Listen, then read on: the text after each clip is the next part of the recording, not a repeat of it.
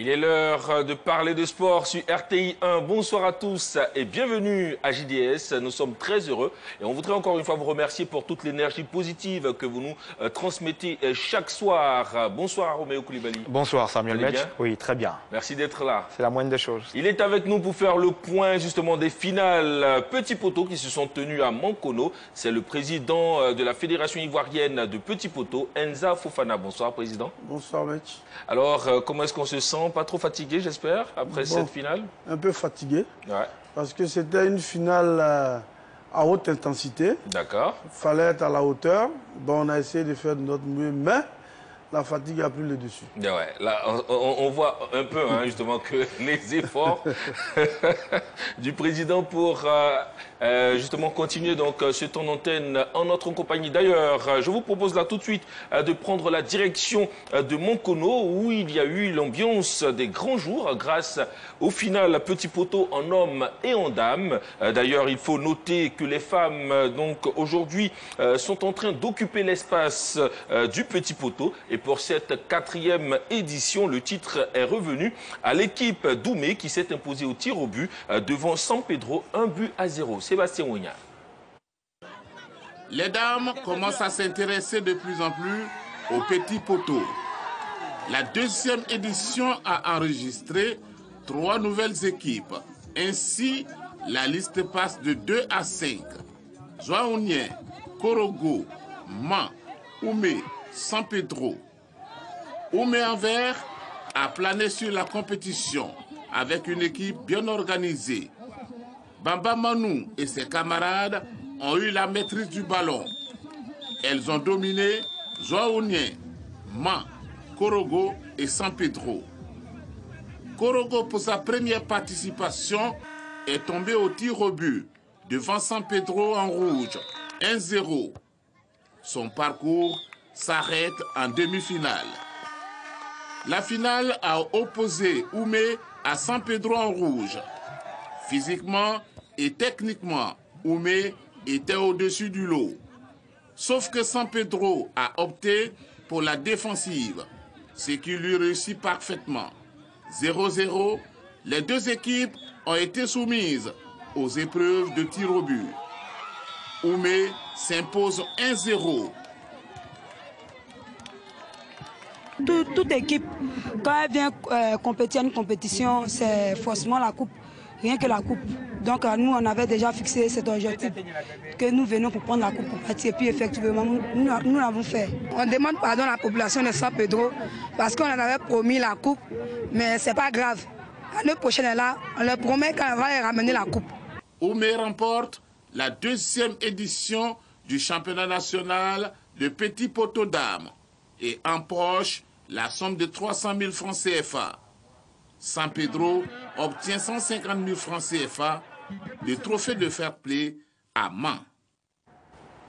Alors, Président, on voit toute la détermination de ces femmes. Et d'ailleurs, un fait marquant, nous étions à 5 équipes contre 2 équipes l'an dernier. Comment est-ce que vous avez réussi à mobiliser et à convaincre toutes ces dames à participer? On doit d'abord saluer les présidents des ligues qui sont en train d'abattre un travail très important parce que ce n'était pas évident qu'on ait tout ce monde. Ouais. Il s'est trouvé qu'avec la ramification, l'information, la communication, les femmes étaient au rendez-vous. Ah ouais. En tout cas, elles étaient au rendez-vous. Alors, il y a un grand écart, on l'a entendu, hein, entre les joueuses d'Oumé et toutes les autres équipes. Comment expliquez-vous cela? Bon, il faut dire que les joueuses d'Oumé ont été formidables. Elles étaient excellentes. Il y avait des joueuses qui n'avaient rien à voir avec le groupe de femmes. Par moments, on se demandait si c'était effectivement des femmes, parce qu'elles sont fortes. Mais aussi, on avait certaines en face, celles de San Pedro, quelques-unes à Man, Korogo, Et autres, ben, c'était un peu équilibré au niveau des autres, mais Oumé a plané sur la manifestation. Et comme il a dit notre reporter Sébastien Ounien, les femmes sont en train de prendre un peu plus de place dans le petit poteau. Effectivement, vous savez, c'est une discipline qu'on va dire vulgaire en Côte d'Ivoire parce qu'elle est pratiquée en tout lieu, en tout temps, sur toutes sortes de surfaces. Et il n'est pas étonnant de voir dans certains quartiers les dames jouer souvent même aux côtés des hommes pour s'aguerrir. Et c'est le résultat qu'a démontré Oumé. Quand on a regardé certaines images de ce tournoi, on a compris que c'était une équipe qui est venue pour en découdre, qui est venue pour remporter le trophée. Et elle s'est trouvée malheureusement ou heureusement face à des équipes qui ne faisaient pas tellement le poids. Et avec ses individualités, elle a remporté le trophée. Et elle donne un signal aux autres équipes que le petit poteau est véritablement une discipline phare au niveau de la jeunesse. Est-ce qu'il faudra s'attendre à plus d'équipes l'an prochain, on dira? Oui, bon, l'an prochain, on s'attend à 12 équipes. Parce que déjà, toutes les villes frappent à la porte des phases finales du petit poteau. On s'attend à 12 équipes. Peut-être qu'on aura des difficultés pour pouvoir rejeter certaines. Mais notre souhait est que toutes les équipes soient comme celle d'Oumé. Voilà. Ces finales féminines sont de plus en plus intéressantes. Quels sont vos objectifs justement pour, on dira, donner un peu plus d'allant à ce championnat? Ben, la première des choses, c'était d'abord d'organiser la Côte d'Ivoire. On a déjà une ossature. Et au-delà de ça, nous irons maintenant à l'international, essayer d'implanter des équipes un peu partout, dans certains pays voisins de la CEDEAO. Et par la suite, on aura le championnat d'ici 2 ans, on aura le championnat d'Afrique féminin. D'accord. Et on peut profiter de cela pour prendre assez de coupes avant que les autres ne soient à notre hauteur. C'est ce que nous allons faire. C'est clair. Et donc à Mankono, c'est Oumé qui remporte le trophée féminin. Chez les hommes, il y a eu également donc de chaudes empoignades. C'est d'ailleurs la ville de Daloa qui remporte le trophée, le titre de la saison 2020. Et c'était face à Zounien, 2-1. Sébastien Ounien toujours. Placées sous le signe de la cohésion sociale, les finales nationales de Petit Poteau ont été présidées par le corps préfectoral. Le secrétaire général 1, Kofi Amani Ignace, avait à ses côtés le secrétaire général 2, Kouadio Brou-Benoît, et le sous-préfet Vanier Jean-François. Une 4e édition parrainée par Fofana Hassan, opérateur économique. Le secrétaire général 1, Amani Ignace, s'est chargé du coup d'envoi de la 4e édition de Petit Poteau à Mankono. Pour sa première sortie, l'équipe de Mans, vainqueur de la 3e édition en blanc, était opposée à Daloa. Face aux jeunes de la cité des Antilopes, l'équipe de Mans a eu des difficultés à développer son jeu. Disjoncteur, capitaine de Daloa, apprécie le match nul et lance un défi pour la suite de la compétition. Pour Yamsoko, ça n'a pas été. On a vu qu'on a fait de nos mieux, mais ça n'a pas payé. Mais c'est que cette fois-ci, on va se racheter. Mankono en rouge au blanc, sur ses installations, n'a pas connu de réussite. Son ambition de remporter le titre de la saison 2020 s'est arrêtée en quart de finale.